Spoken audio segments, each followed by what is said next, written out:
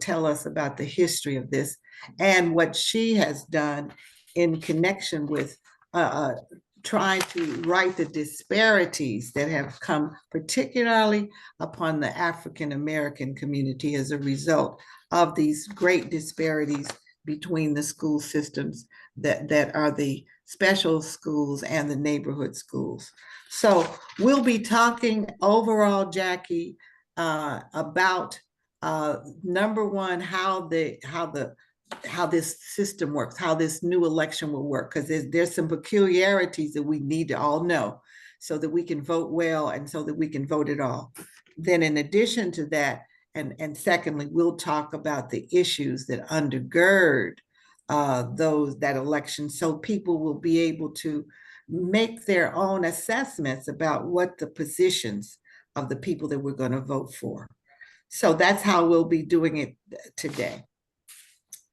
So we'll go right into it then, and I'm going to call first on Kate, because Kate is has this amazing team that she's been working with that I want us to take advantage of, and some of the specific things that they've got to describe to us about this election process, how it works, what's going on with it. Kate, can you hear me? I sure can. Good.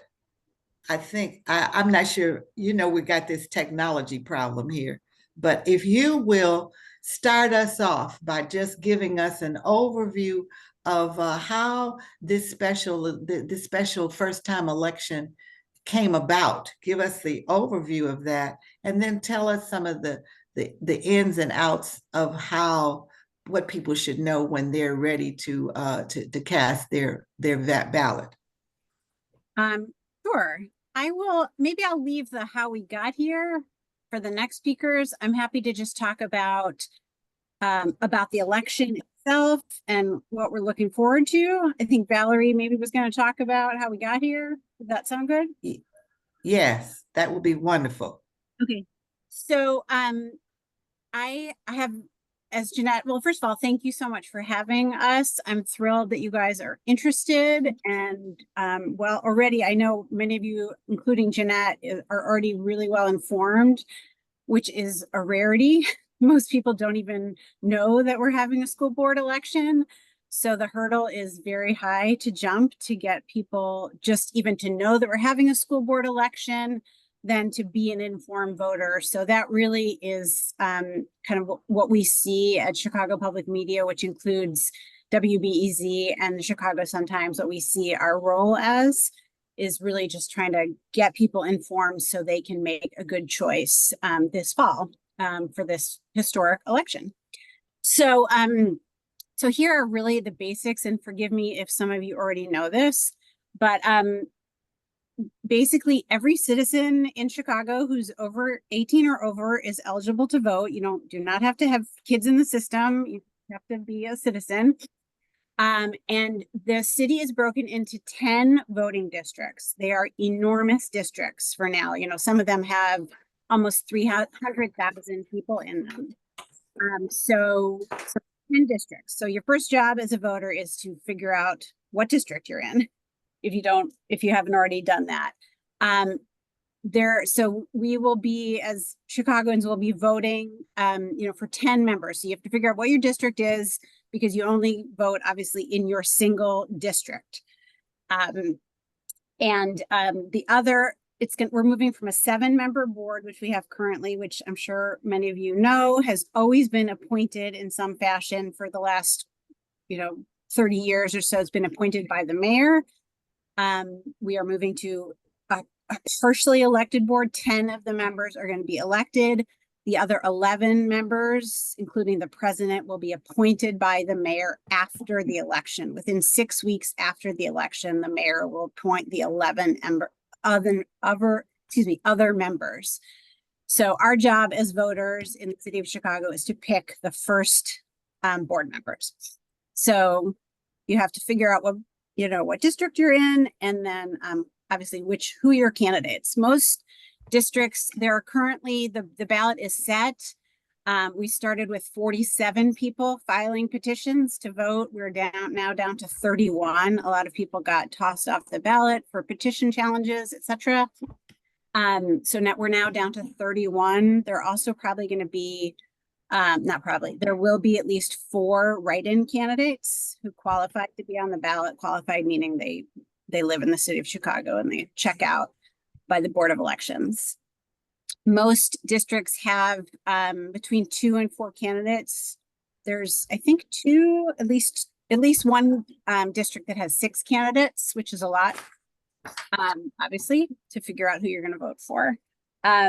So everyone, so there's a lot of homework to do to figure out who you're going to vote for. And obviously, you guys will be a great help in getting the word out, helping people figure out who to vote for. So in 2 weeks' time, 2 weeks from today, Chicago Public Media will be publishing a voter guide. We have questionnaires from every single candidate who's running. We ask them questions across the gamut. It's 16 questions. 8 of them are yes or no. The rest are open questions about taxes, curriculum, school safety, school choice, on and on. You know, everything you can think of that is essential to school operations and the future of CPS, we ask them about. We also ask them a lot of biographical information so you can assess, because when when you're in a school board, you are dealing with contracting, you're dealing with finance, you're dealing with management, you're dealing with, obviously collective bargaining, you're dealing with a lot of different things. And those are all useful skills. Obviously, not very few single people can bring that to a board, but it's very helpful if people bring a range of skills to serve on a school board. So we ask for a lot of biographical information for candidates, and we're including that in our voter guide. We also, our voter guide will already includes, we're tracking the campaign donations that are flowing in for each candidate, so per candidate and per district. And we're also doing lots of stories, and that's in our voter guide. And we also have maps. So if you want to see what we have so far, we have at wbez.org/school board is where all of our stories are. There's an interactive map that Cassie just published. I neglected to mention, this voter guide we're doing is in collaboration with Chalkbeat Chicago, and they have an amazing map, which is going to be linked in our voter guide, which you can find now. Which has tons of really fantastic information about demographic information about all the different districts. It's laid out in a really very compelling and accessible way. And we also, Chicago Public Media, we have a newsletter every week that has lots of information, but right now a lot about the elected school board. You had also asked me, Jeanette, just to talk about sort of the critical issues for the election. Well, why don't you save that for us, save that for just a second, if you will, sure. Because what we'll do is we'll come back to that when we can all talk about some of that. You might give an overview right now of what you think the critical issues are, because you all have done a very fine job of reporting on those. So give an overview, and then we'll get into some details about that after a minute. Sure. I'll just mention 2 because I think most of them flow from these 2 issues. I think the 2 most important issues are finances, because you can't do most of the other things you want to do if your financial house is not in order. So CPS has long had a structural deficit. So the question is, how does the school district grapple with that? Mm-hmm. So that's one. And then the second big issue is continuing pandemic academic recovery. The kids really suffered, as we all know, during the pandemic. Kids have been improving in reading. Math is still lagging. We made a lot of investments using federal funding, federal, COVID relief money, and all that money is drying up. We're having to pull back on a lot of those resources. So how do we continue that recovery and accelerate it? So to me, those are sort of 2 of the most important issues that I think the school board probably needs to be grappling with. Good. Thank you very much. To that point, that's a perfect segue into talking with Valerie and Cassie, because of course, different communities have experienced different issues over the years and might point out differences in assessing what some of the issues and the problems are. For right now, I'll ask Valerie to step up and talk to us about the history of the board. Why do we need a board? What compels us to celebrate now?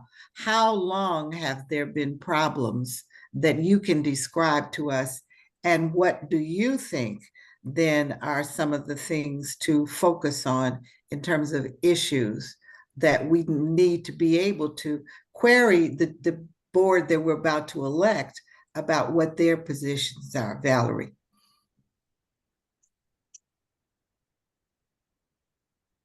Hi, my name is Valerie Leonard. I am the founder of Nonprofit Utopia, but that's not why I'm here today. I am focusing on the work that we have done in the community on the West Side in North Lawndale, and also in coalition with other groups to share, what some of the issues have been for us, and then also to give you a sense for where we are now in terms of advocacy for Black student achievement. I thought it would be easier to create a presentation.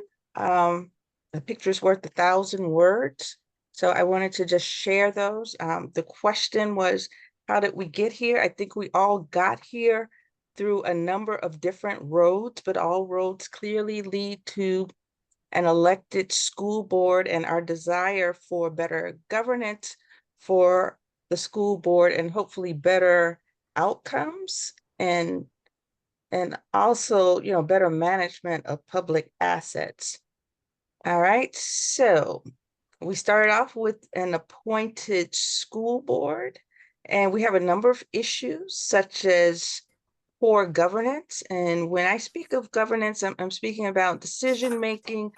I'm looking at the fact that, and this is prior to the current elected school, current Board of Education. The things that drew us out on the West Side was things like poor governance, the fact that there were significant numbers of apparent conflicts of interest where people who were on the board were making decisions about contracts that they had some interest in financially, or even if it appeared that they had some sort of interest in the outcome of the decision.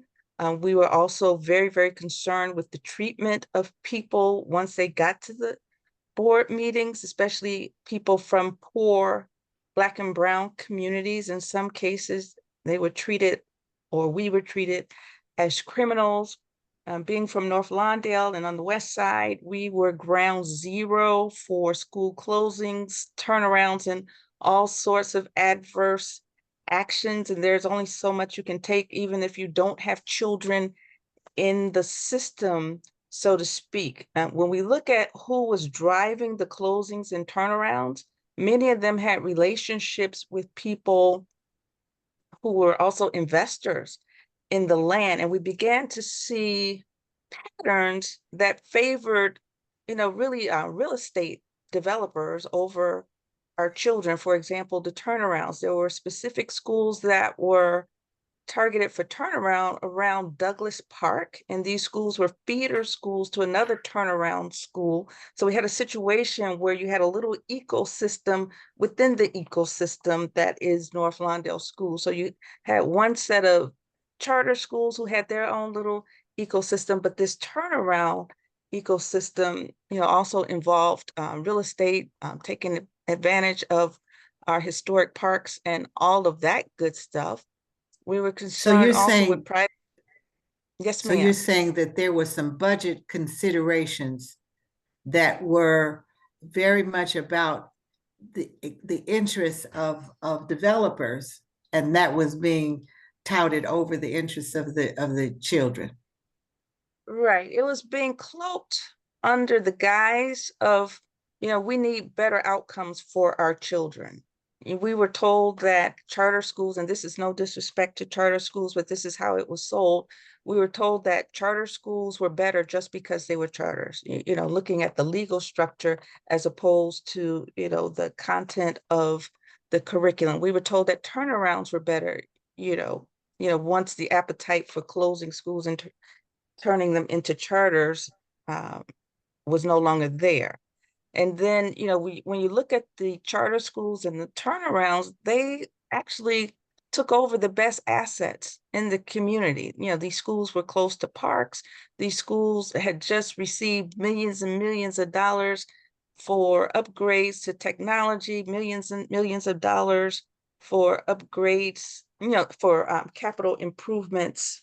And a gross example is Collins High School. Collins High School had just gotten $30 million for TIF money, right? From TIF money for renovations. No sooner had they gotten that, we were trying to vie for the Olympics here in Chicago, and an agreement was made to use Collins High School, tear down Collins Gym, and use the remainder of those TIF funds to fund an Olympic venue. So, I mean, all kinds of mismanagement of public school assets. We had corruption, we had, one of our executives to go to prison, right? We had inequitable magnet and selective enrollment school policies. I will say that I am a product of magnet schools. I love magnet schools, but I will say that the policies changed from a lottery system when I was in high school to, it seemed to have policies that would favor people who were more elite. We went from a race-based system to make sure that there was equity to a system where we were focused on census tracts, and people began to learn how to game the system so that they moved into census tracts. And as a result, there are far fewer Black children in selective enrollment schools and magnet schools than there were prior to the change in the policy. And then, for me, living in North Lawndale, under-resourced schools and schools that were, because they were under-resourced, we didn't necessarily have the highest performance, from our students. And the kids that did perform well, they were skimmed off the top, right? From charter schools and turnaround schools. And then the remaining schools that we had were, people were competing for not the best children. So that was a horrible, horrible situation. And, it didn't take overnight to develop this situation. It's not going to be fixed overnight, right?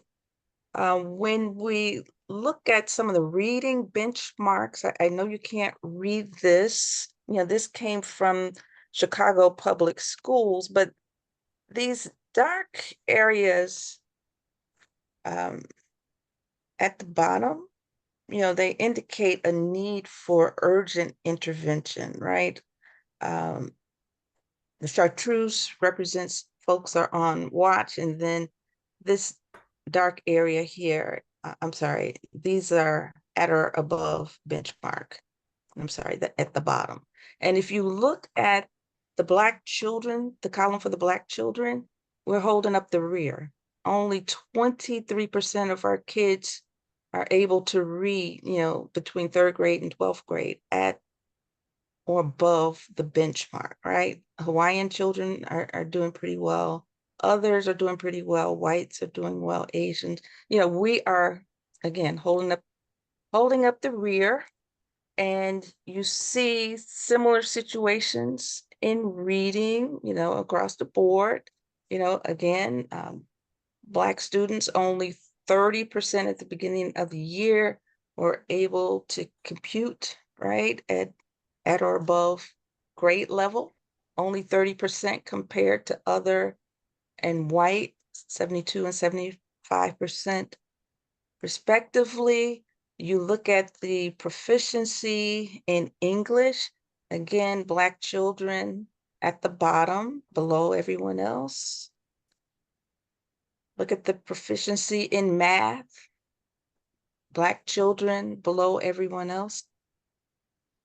So this is And making the case yeah, I'm sorry, go that ahead. there really did and does need to be some equitable solutions that can indeed bring equity to all of the students and not Mhm. just a selected few. That is the argument that you and your organization and the and people of goodwill have been making, that this is something that's been going on a very long time, and the solutions that have been posed, which are uh, selective schools, are not helping the children left behind in the neighborhoods. Mhm.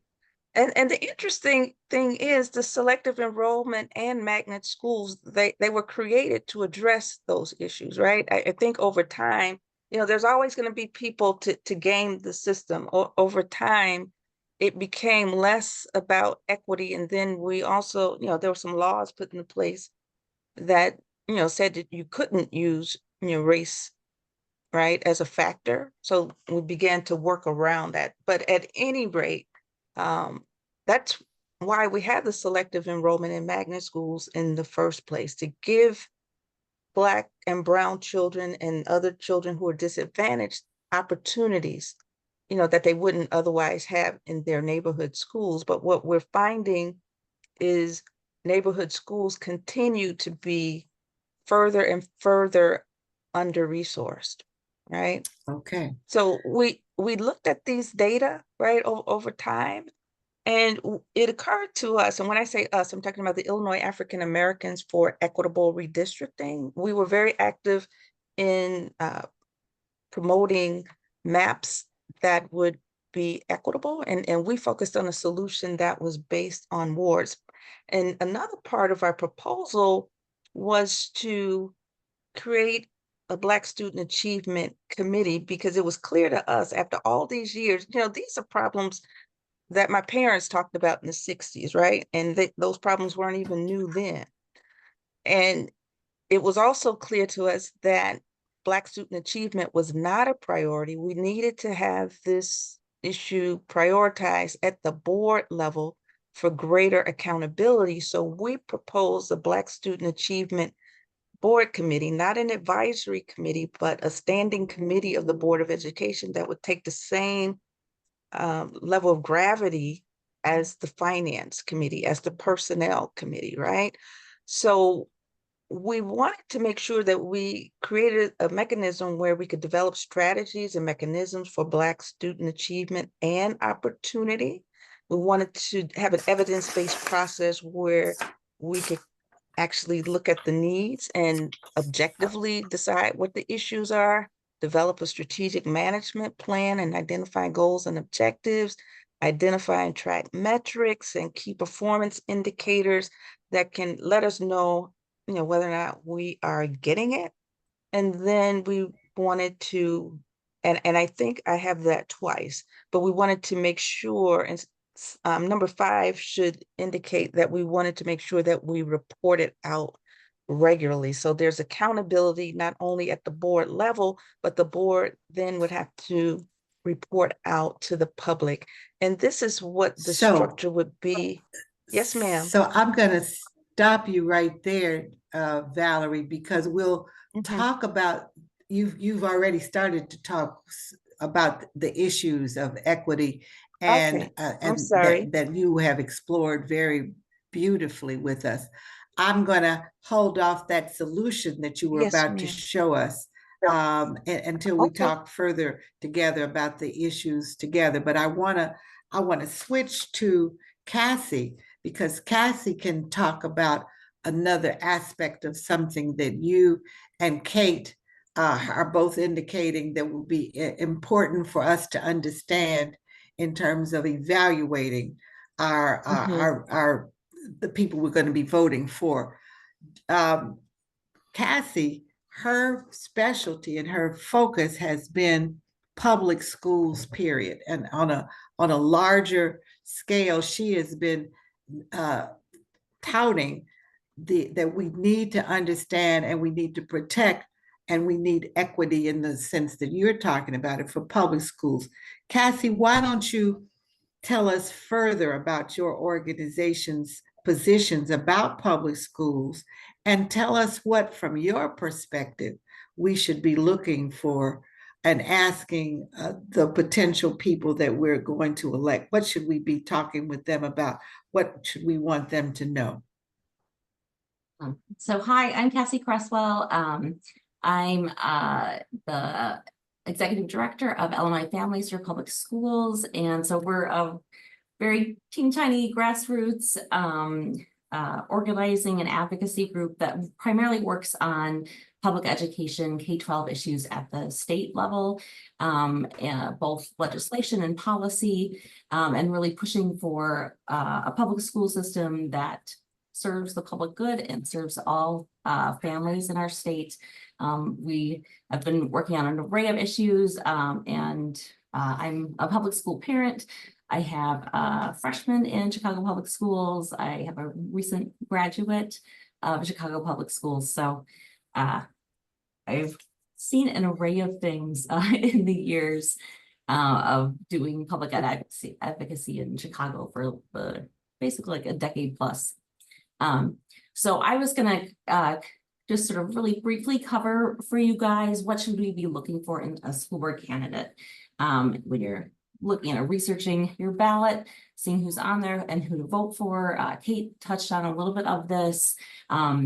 One thing is to think about, what do we want our school board members to do and like what are their actual legal responsibilities? They have to hire, supervise, fire the superintendent. In Chicago, we call our superintendent for the last 30 years a CEO because of this very business push that happened in 1995. The school board levies property taxes, it issues debt obligations. It then spends that money by creating a budget and and setting priorities through spending on operations and facilities.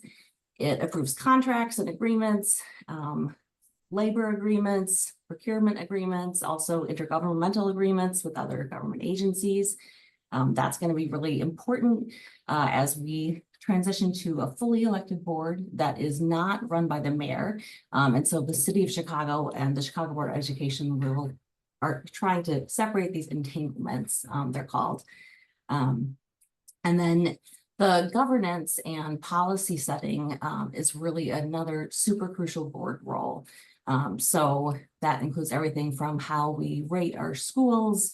Do we have a unified standardized curriculum pushed from the central office?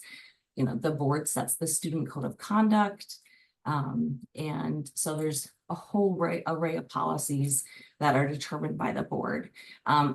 Something that the current appointed board, and the appointed boards for the last century haven't really had a role in is constituent services, which I think as a public school parent and, as an advocate, this is going to be something that an elected board is going to be taking on, because you'll finally have someone when you have a problem and you go to your local school, you go to your local school council, you can't get it solved. You will have an elected official now who truly is in charge of the school district that you can go to and say, hey, I'm trying to get this to happen and it's not happening. So the same way that your alderman or your state rep or your congressman also has constituent services, that's going to be something that I think we should rightly expect our elected board members to do.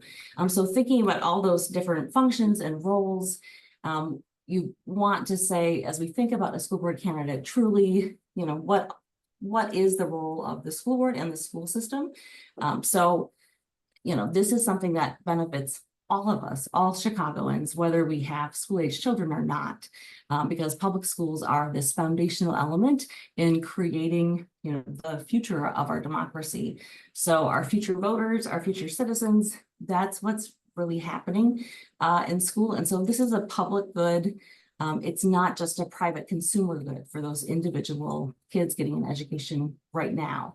And so thinking about that, we want, there's a couple things you want to look for in a candidate. You want them to have expertise in education policy and governance. You want them to have some lived experience with the public schools. And then really crucially, you want to have them have values that match yours. So I'll do a little more in detail about each of those. So in terms of expertise in education policy, schools are not businesses, and they're not private entities. This is a public school system. So, CBS is actually the largest public sector employee in Chicago after the federal government.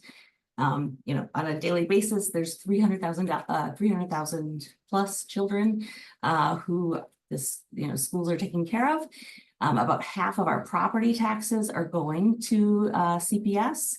If you're paying property taxes in Chicago, and these elected board members, ultimately, when we have a fully elected board, are going to be representing more than 100,000 constituents.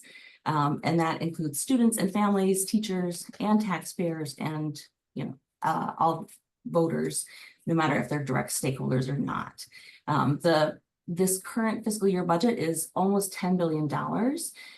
And so, this is a big responsibility. So you really want board members that have real expertise in these areas, that have expertise in budgets and finances, in contracts, in curriculum, in assessment, and in restorative justice, and really understand schools as these actually really complex institutions. And you can't expect every candidate to have expertise in all areas, but it's certainly something that you should be looking for. I have a little set of slides. I'll put the link in the chat where, if you're trying to educate yourself on these issues, just like some basic things to be looking at.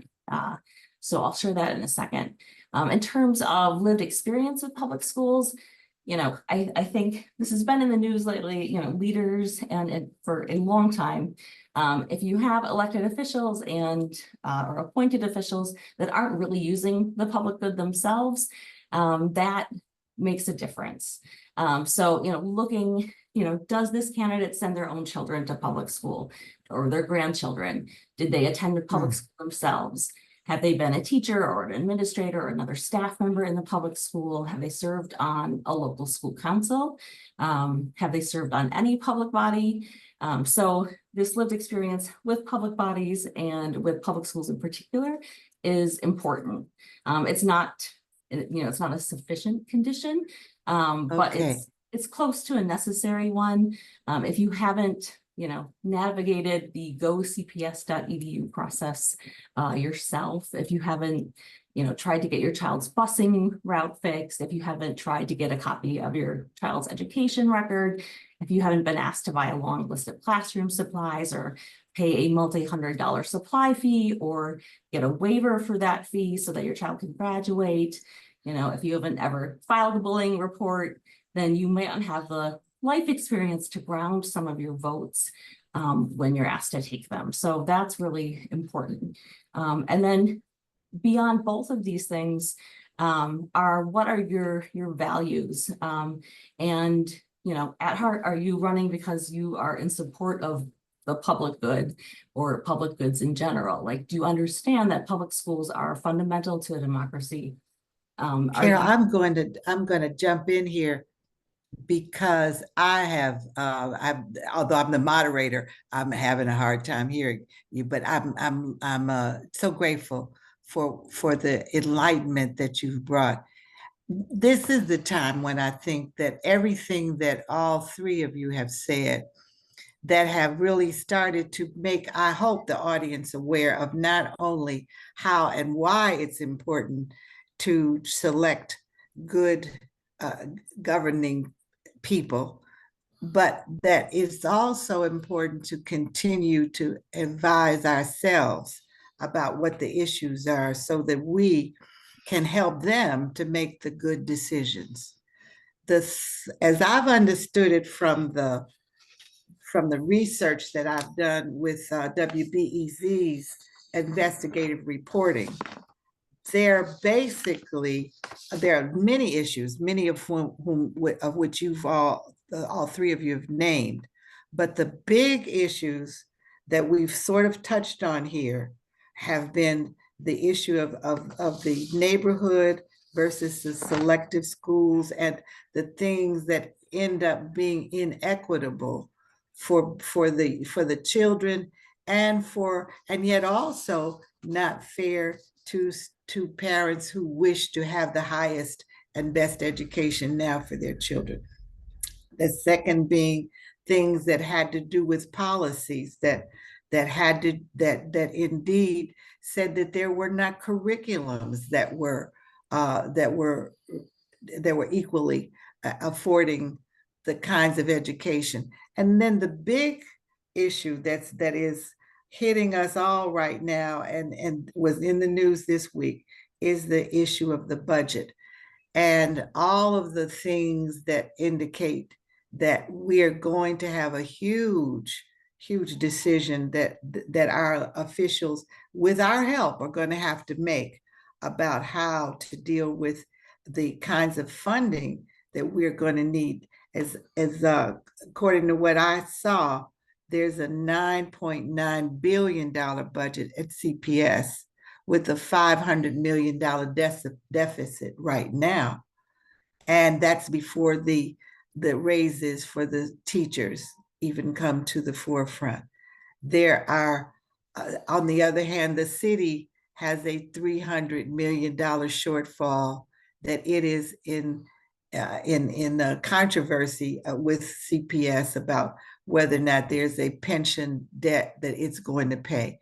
So I want you all to weigh in on what you are seeing, the nuances for the next few minutes about those issues, but particularly the budget issue. Are there things that any of you all would like to say and like to point at for potential directions to go in and having to do with where and how that issue could be approached?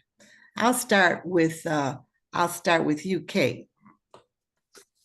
I guess I'd start off by saying just to clarify, the school board did pass ostensibly a balanced budget, so they did close that $500 million deficit with cuts. They're anticipating a new deficit to arise when they settle the teacher's contract, which is in negotiations currently. And also there's this dispute between the city and CPS about who's going to pay a pension bill.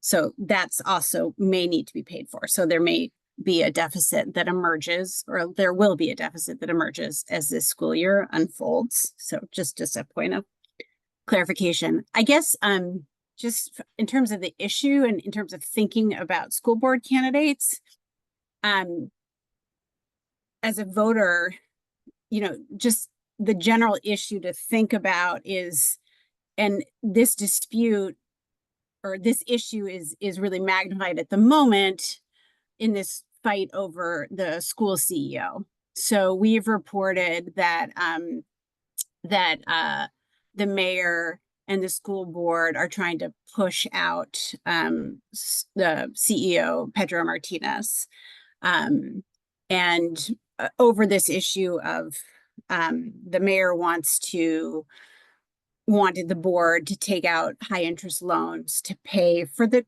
teacher's contract and also this pension money.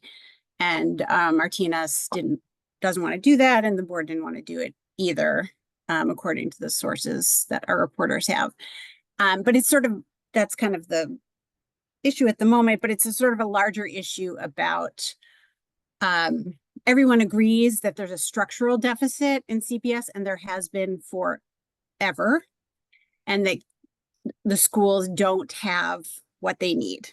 The state agrees with it. There's something called an evidence-based formula that the state developed that determines basically what a school needs to give what they call an adequate education. And according to the state's own estimates, CPS is short by $1.2 billion every single year.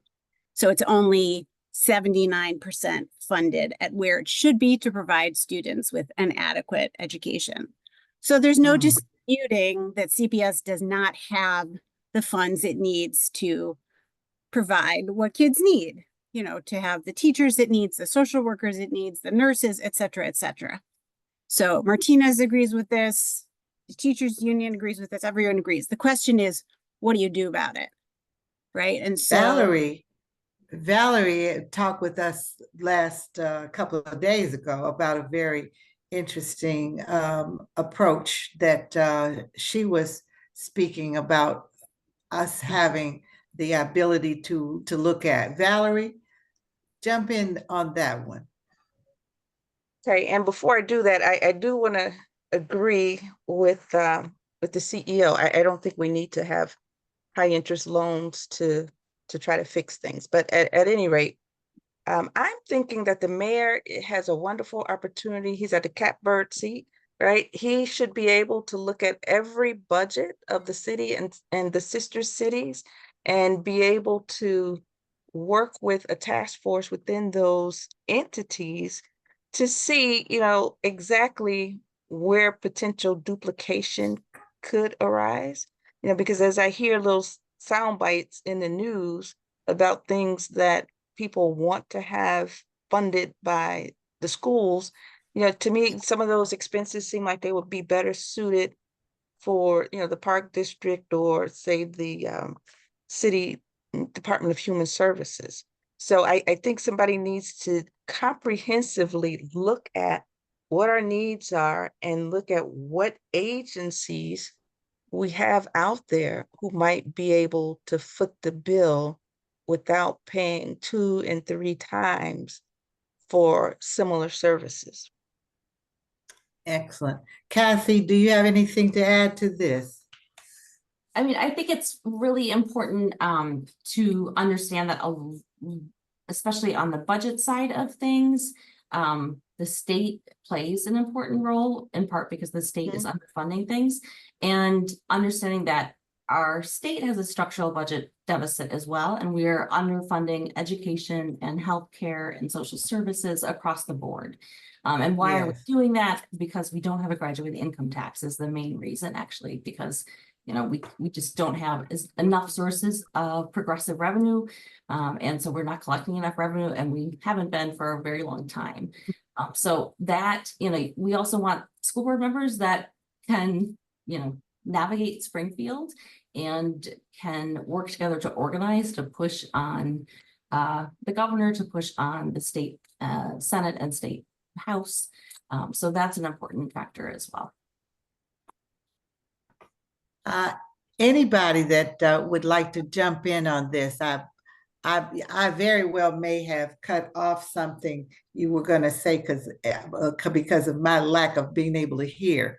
But I'm going to invite everyone to not only address that question, but to also address the idea of what priorities can speak to the equities of getting something that would address what the National State Boards of Education Association past president said that the centerpiece of deciding whether or not something in the school systems was working was what was the impact on the children. So are there any things that you all can speak to when we're talking about priorities, and particularly curriculum, that might speak to that? For example, I understand that the mayor has said that he has wanted to see, or maybe has already mandated, that art classes be restored in every school, because that has the proven ability to take the creativity of the children and work with it and bring them hope and bring them joy, and then has impact on math skills and mental health issues. Are there any things that you all would want to add to that? For me, I totally agree that we need to have art, especially music, you know, because there is a definite direct relationship between learning music and learning math. But I also look at priority and unfunded mandates. here we have a mandate by the state of Illinois to include this Black Student Achievement Committee of the Board of Education, and that has not yet been done.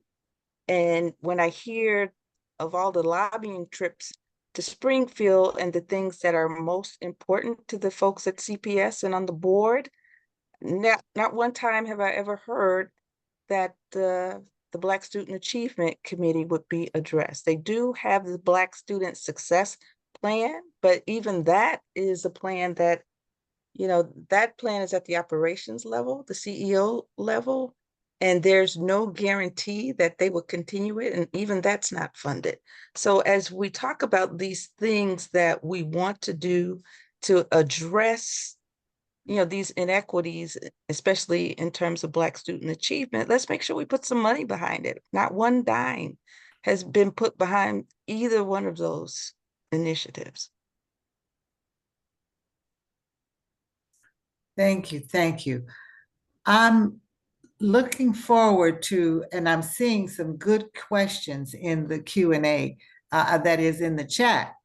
And so I'm going to ask that we begin to examine some of those questions so that we can have the expertise and the commentary of those who are in our audience. And that can include our people who are calling in, as well as our own board members. And I'll turn this part of the of us over to our people. Let me see, who is that? Judith and Mary, I believe, are going to guide us from this point on, and they'll be able to direct Q&A in a way that I think will be very interesting. Thank you all panelists and Jeanette. So we'll open it up to questions. Now put them in the chat, if you will. And I'd like to, it does, listening to this budget issue, it seems to be sort of at the crux of everything. And Kate, I think you were going to say, I mean, you know, we had one great idea of, you know, graduated income tax. In your research, have you, I'm starting off with a question. In your research, have you learned about other proposals for increasing the budget? I really haven't. I mean, I think Cassie, you know, articulated the problem really well. You know, there are two main sources of revenue for Chicago public schools, and that's the state and property taxes. And the state is significantly underfunding CPS, and you know, there's a cap on property taxes, and nobody wants property taxes to go up more than they already are. And as Cassie mentioned, there's a structural deficit in Springfield. And so you can't squeeze more money out of a place that doesn't have it, right? And so, you know, and the problem is for Illinois, as I'm sure many of you are aware, is that there was a referendum to move to a graduated income tax in Illinois, which did not pass. So I don't mean to sound like a downer, but I don't know of other solutions. I mean, that's not true. There are other things that have been discussed. You know, there's expanding the sales tax. You know, for a long time, for example, we haven't taxed professional services in Illinois, and that's been a topic of conversation. That's something that you could do. We don't tax. I don't think we tax retirement income in Illinois, which is very controversial. We have a pretty antiquated tax system in Illinois that hasn't changed, but as you can all imagine, those are a lot of sacred cows there, and people do not want to touch those things. So I guess I might just add two things. Putting in the context of like how you vote and you know, since you guys are very active and probably going to be talking to other people about you vote, like how to vote, I think when you're evaluating candidates, I think most people who know anything about Chicago public schools would probably agree that they're underfunded. The question is, how active are you going to be about trying to come up with solutions for that problem? And are you going to be like the mayor and say, well, I don't, you know, I'm going to take out a high interest loan because the Right. kids need the money today? Or are you going to say, I'm going to, you know, fight like hell in Springfield and try to do it as soon as possible? You know, the mayor has one approach, which some people like Pedro Martinez thinks is irresponsible. And other people say, no, well, the mayor is, you know, tired of waiting. So you kind of have to decide where you fall in that spectrum. So I just do want to share because I've spending a lot of time, not personally with the candidates, but with their ideas. You know, they all submitted these questionnaires, and it's actually really cool. Like, there's a lot of really amazing people who have filed to run for the elected school board. I've actually been kind of inspired, so I just want to share that. It's a lot of teachers and psychologists and people who run nonprofits and just a lot of really everyday people, way more than I expected, honestly, who are very passionate volunteers in their schools. You know, almost all of them are parents who've sent their kids to to CPS. So I just want to share, because all this is depressing when you talk about how under-resourced CPS is, but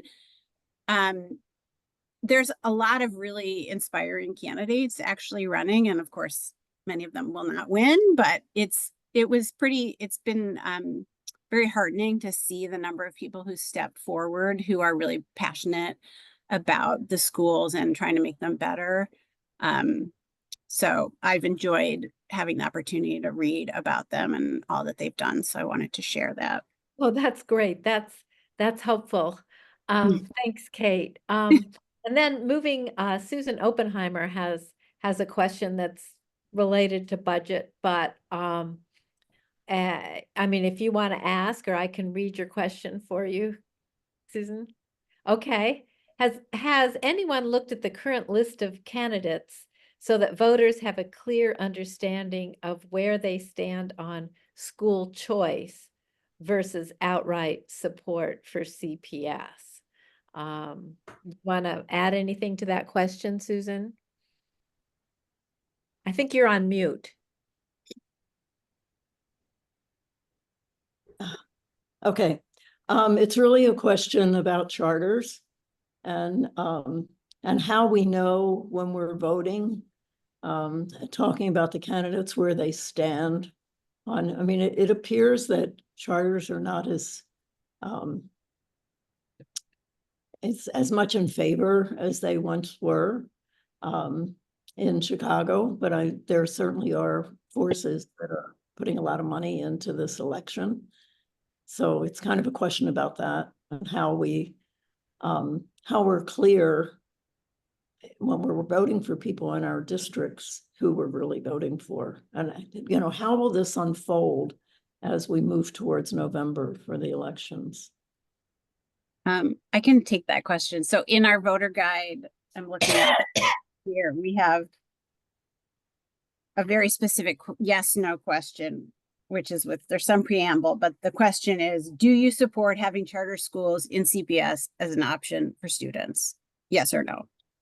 So there's that. We also have questions, I think 2 or 3 questions related broadly to school choice, and the question about, because there's this debate that's been going on for the last 9 months in CPS about prioritize the mayor and the school board wanting to prioritize neighborhood schools rather than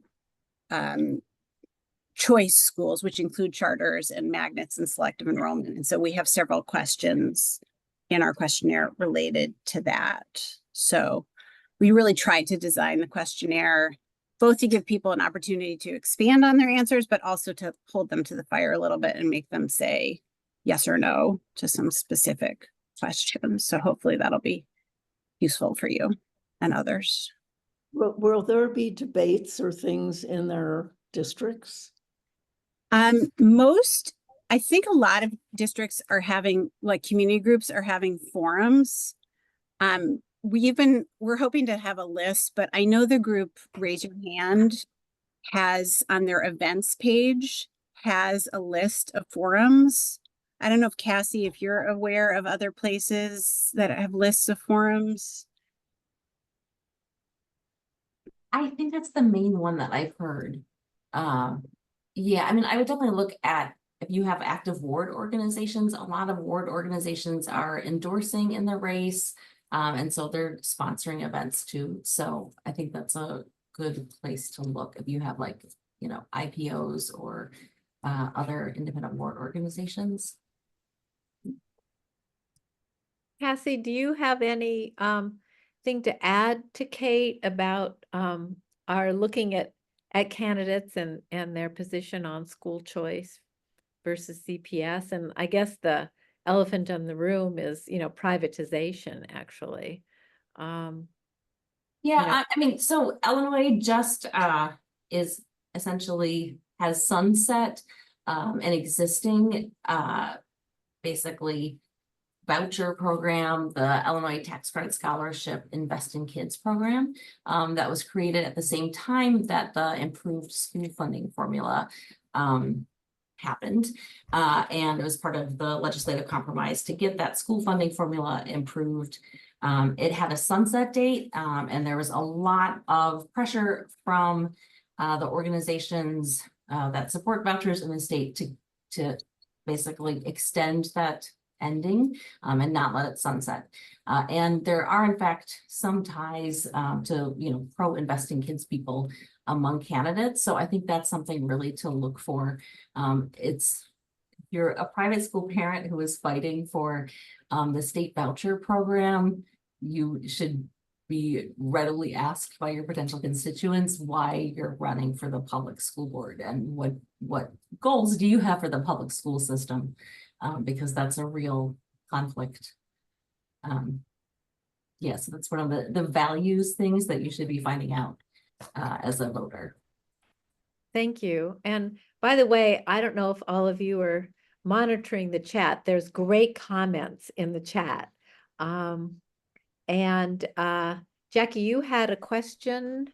Do you want to, a comment on and a question? Do you want to share that?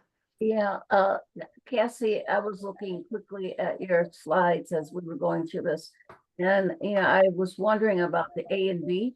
Like, I'm in the 10th District A, but there's a 10th District B. And so how does that work and how did that come about? Why do we need to have an A and a B in the first place? And, you know, what does it all mean? Yeah, so that's kind of like this added complexity that is, you know, it's sort of really, it's only this election cycle that it will matter in, but it makes it very complicated. So when the bill was passed to create an elected board, basically the compromise that could get passed at that time in spring of 2021 was to have a hybrid period where only part of the board was elected. So we are electing 10 people this fall, and then the mayor will appoint 11 in December. So there will be basically a majority controlled by the mayoral appointees for another 2 years. So the thing is, ultimately, we're going to have these 21 districts. Right now, we only have 10 districts. So figuring out a way to thread that needle really complicated the drawing of the maps and led to a lot of, I don't know, I guess shenanigans is probably the best word, to getting the maps drawn and to figuring out how are we all going to be able to vote this fall, but only half of the board is being elected. So it turns out you're going to go to the ballot and you're going to vote in your district for this list of candidates. One candidate will win.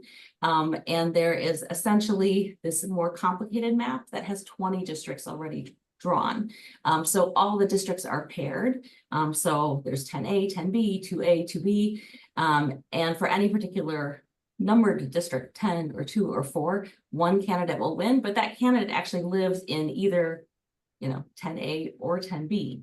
So when the mayor appoints the candidates, they're going to appoint, or he is going to appoint a candidate from that other district where no one was elected. So that you will, if you are living in 10B, the 10A person won, your 10A person sort of represents you, but you're also going to sort of be represented by this 10B appointed person. And the truth is, because we're all going to vote for, all these seats are going to be up for election 2 years from now, even these appointees may be thinking about, hey, I'd like to stay on this board. I might want to run next time. And so the whole board can potentially be accountable at the ballot box in 2026. Even though they won't all have been elected at the ballot box in 2024. So for now, there's 10 races, there's 10 districts, but there's actually those sub districts which will emerge as the real districts 2 years from now and going forward. There'll be those 20 districts. So it's super. So in 2 years, we get to vote on 20 people?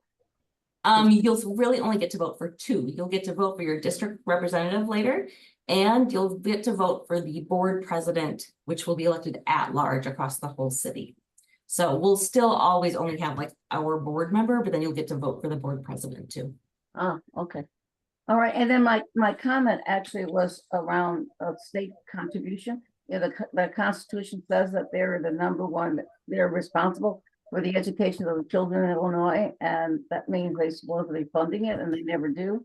And so, we had the tax referendum that failed, and my question was whether or not there's any movement to take on the challenge the state to fund public schools right now. And, the legislators are going to say no. They always do that.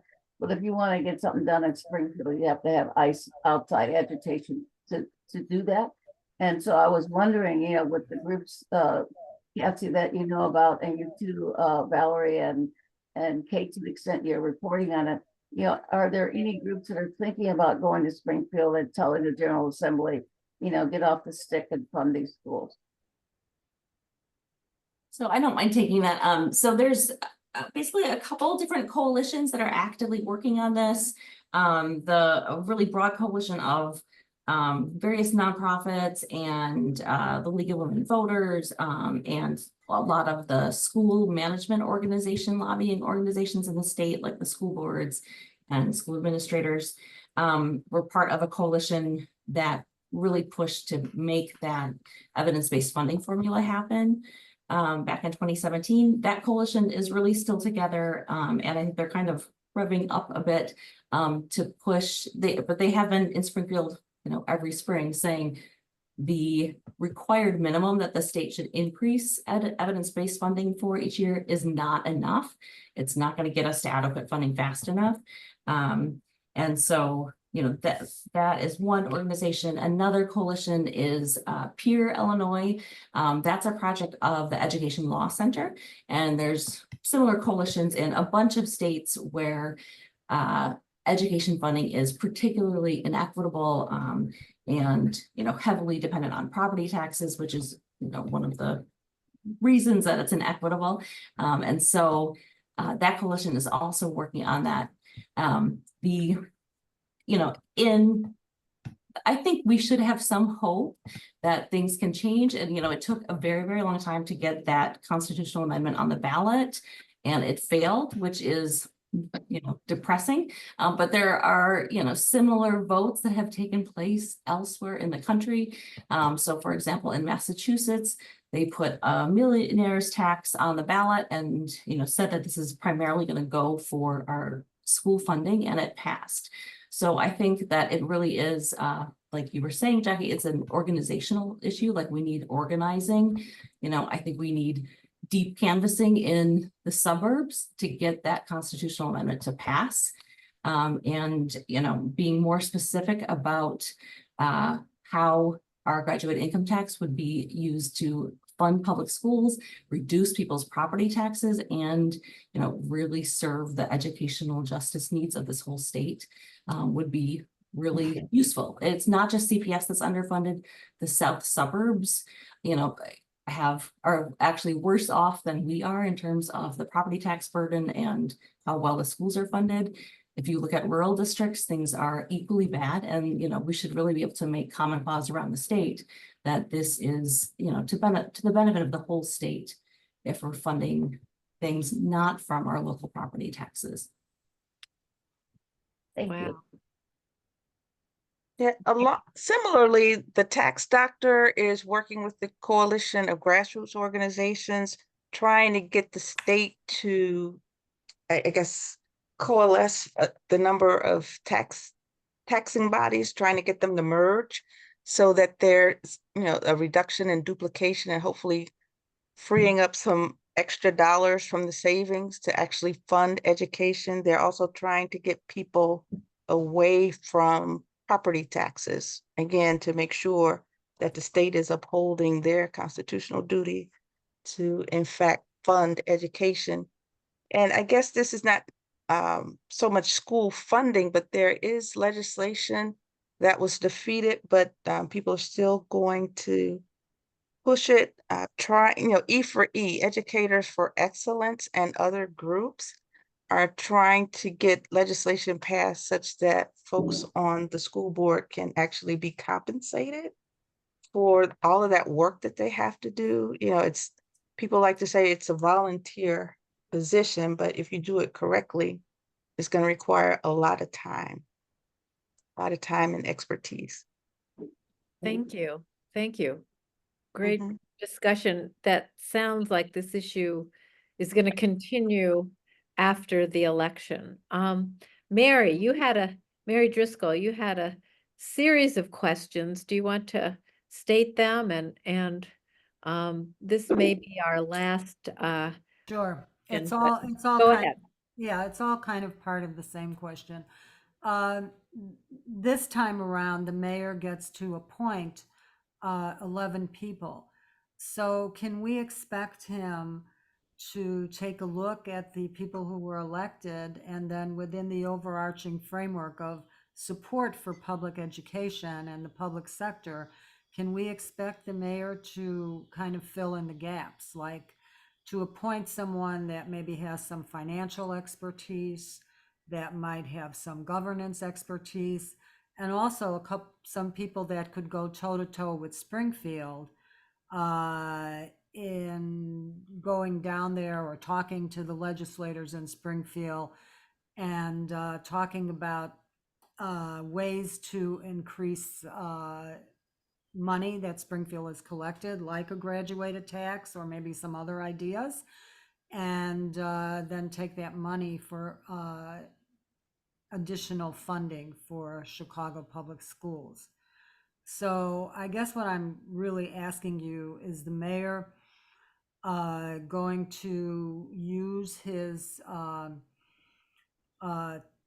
use the time that he has this time around to appoint people, to really appoint good people that will complement the elected people on the board, and that will be able, so that the whole board will be able to have a real impact on funding and equity, etc. Sure. Sure. Okay. Sorry. Yeah, I think the onus is on us to advocate for people that we think can fill in those gaps. I don't think we need to wait till the election. I think we need to start looking at people now in Okay. those districts. I would, you know, I haven't had a chance to do it yet, but I would look at the maps, sub-district A and B, right? And see, well, what happens if A doesn't get it? Who do I know in B? You know what I mean? I do, And and you come up think with we a can have list. influence. So you think we can Yeah, have influence on that? Okay, thank you. I think so. Be All right. proactive. Okay. I'm concerned because I'm in District 5. I don't have choice anymore. You know, I got a choice between two write-ins and one candidate. you know, I'm disappointed that the other candidate dropped out. Thank you, Valerie. Kate or Cassie, do you have any quick follow-up?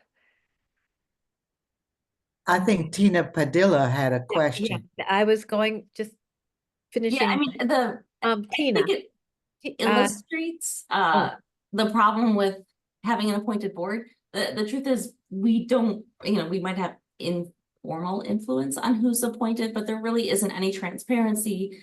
There's not really, now there'll be this residential qualification to serve, but beyond that, there's not really any requirements for appointed board members to have any particular, you know, expertise or abilities or et cetera. So that's, you know, why many of us have fought for many years to have an elected board, because that's really sort of the way that we can have that influence the best. Okay, thank you. Tina, I think this is going to be the last question. Thank you. I just wanted to second everything, all the questions Mary asked, or concerns, or, you know, point of information. It is crucial that we have an elected school board that is competent. I don't want to say too much. I've currently started a nonprofit called Pension Advocacy Group after sitting on the Chicago Teacher Pension Fund for 12 years. And the reason I started this is because I saw a lot of whatever. I'm not getting into it today. Okay, I'm doing this work through the Pension Advocacy Group. And as far as paid trustees, no good. It's bad enough that they're not paid. So if you pay them and they turn it, I think it should be volunteer. It should be voted by your peers. And we still should have an outside watchdog group, which I'm sure there are a lot of groups out there that do this kind of work. But if we want an elected school board so we can have more transparency and democratic process, so we can have an excellent education, public education system for all, it is crucial that this board is successful. And yes, we need a team that could work together. It's common sense. And unfortunately, once politics gets involved, it gets messy. But yes, everything we need, educated, competent, a diverse intellectual experience, all of that. So this works for Chicago and all the members. Thank you. Thank you, Tina. I'm going to add, this conversation is absolutely fabulous. And I have to say, one of the longest that we've had on Zoom, but I'm going to have to ask a technical question. Can we keep going, or is there a timer? Yes, we can keep going. Okay. All right. Well, we've had some great, I'm sorry, can I clarify a comment that I made? I'm looking at the comment section. yeah. Section, the chat. And my comment was, I was disappointed that we don't have choices in the 5th district, and it's not meant to disparage the candidate who is there. You know, I got into this conversation about elected school boards, got into all this advocacy, is because I think it's important to have choice, regardless of whether the candidate is a friend of mine, like the candidate who is running. I just think voters need to have choice. I'm just such an idealistic person that way. So I don't want anybody to walk away from this thinking that I'm upset that the person who's running is running. He's well qualified, but so is the other person. And I think, you know, for me, democracy, true democracy and choice trumps everything. That's just for me personally. Anyone else? This is great again.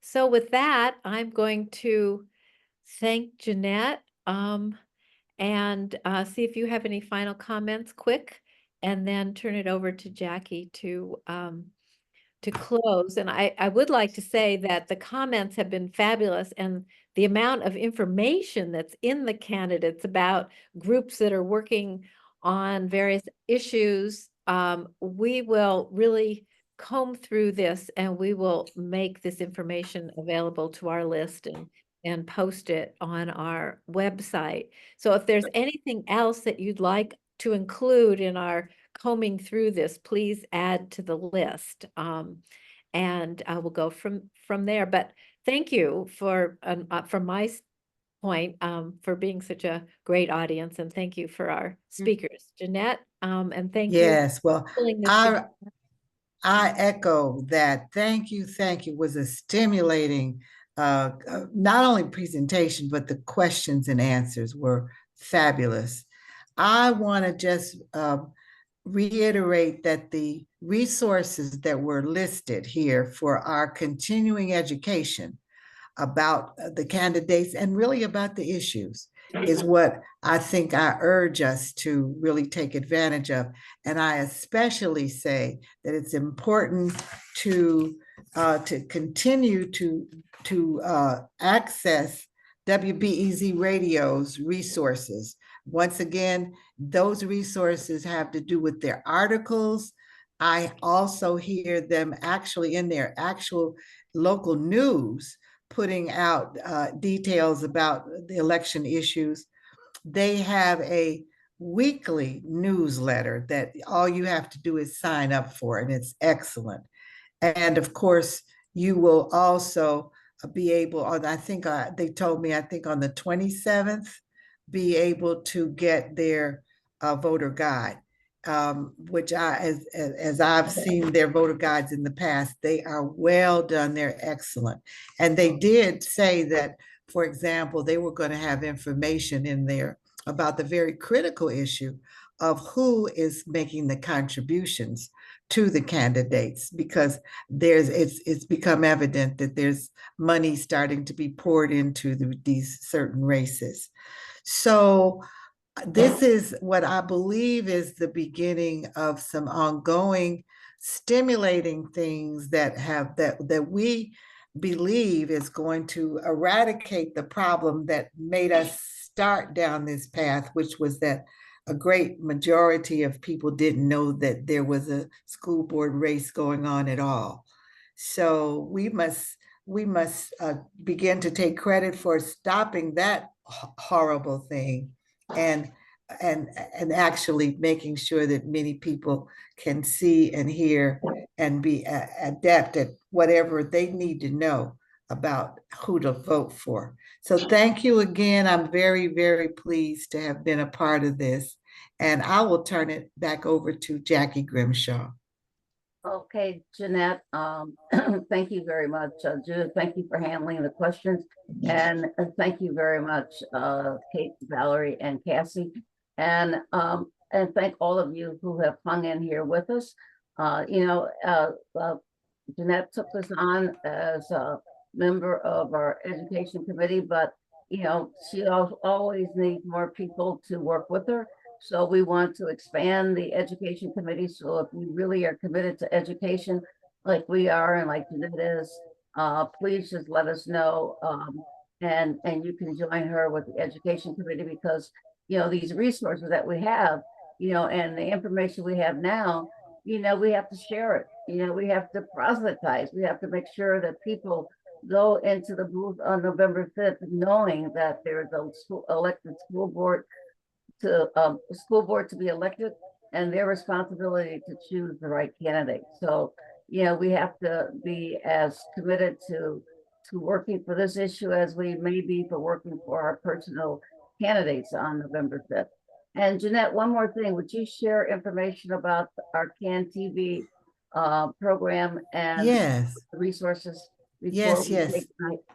Thank you for that. We have a video that was done about this very same issue with our partner CAN TV, that we and some PSAs that will go along with it. They'll begin to air sometime in October, and they'll air repeatedly. We'll have on our own website just when people can see that and interact with it.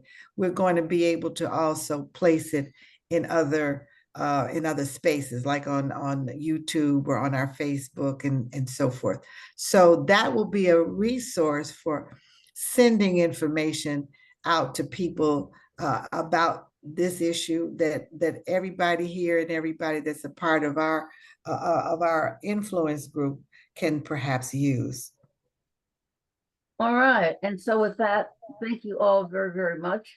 Have a good night, and let's have a successful election on November 5th. And go Bears.